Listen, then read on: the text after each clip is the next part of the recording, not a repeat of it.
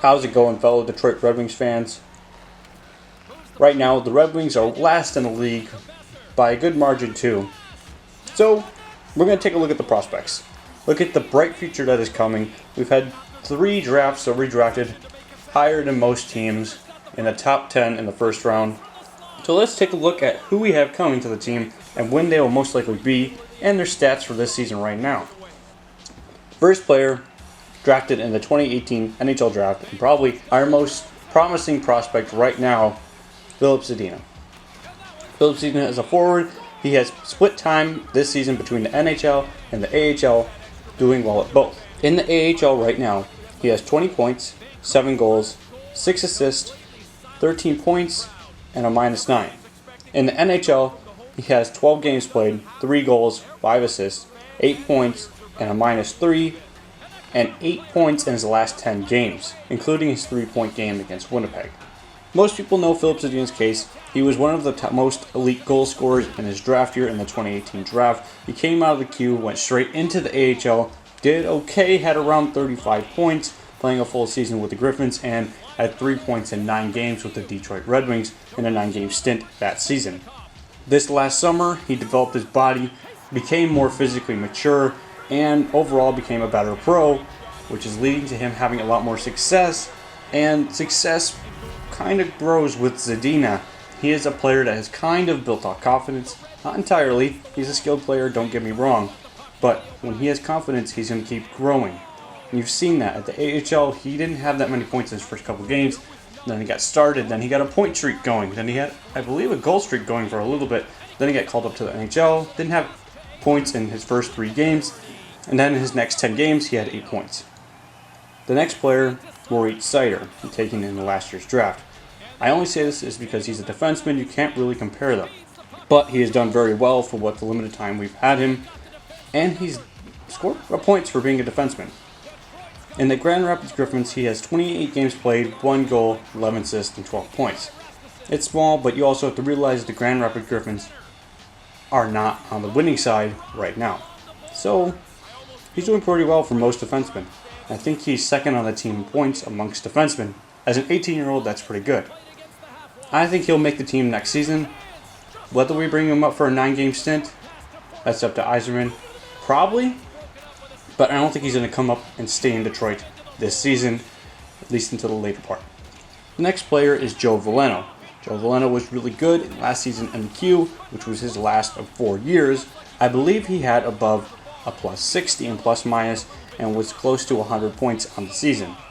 This year, he's taken a step back. He has 29 games played with the Grand Rapids Griffins, 5 goals, 7 assists, 12 points, and is a -22. Though, don't be alarmed, this is the same thing with Adina. Everyone thought he was going to come in and tear up the NHL, and he didn't even tear up the AHL. The AHL is a good league. It's not the NHL, but there's men playing in this league. It's like the SHL or the Dell League where Seider was playing last season. This is men. Physical. It's a good league to play in. So don't be harsh on Valena right now. I think next season we could see him in the Red Wings uniform. Maybe not the complete 82-game season, but I do think next season he will make a case to become a permanent player on the Detroit Red Wings roster. Next player is Evgeny Svensson Hof. He's been in our system for as long as can be. He was drafted in the 2015 draft, 19th overall. He split time between Detroit and Grand Rapids, born in Grand Rapids favorably.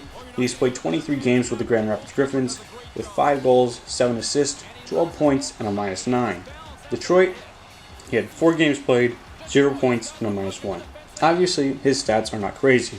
He had all of last season missed because of an injury, but I do think Evgeny Svensson Hof is going to turn into a pro. Next season, maybe, I don't know. It's when the point totals come up. He has the pro spirit and the pro body to make it to the pros. It's when his talents come together and finally put him in the NHL. So, really, it could be as soon as next season, but it also could be never. He could be a complete bust. I did get a chance to see a Grand Rapids Griffins game when they played the San Diego Gulls, and honestly, Svensson Hof was one of the better players out there on the rink. He was smart with the puck, he was skilled, he was feisty, more importantly, which is good.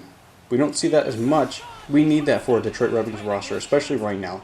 We don't have many wins. We need players that are going to get in, get grindy, and turn heads.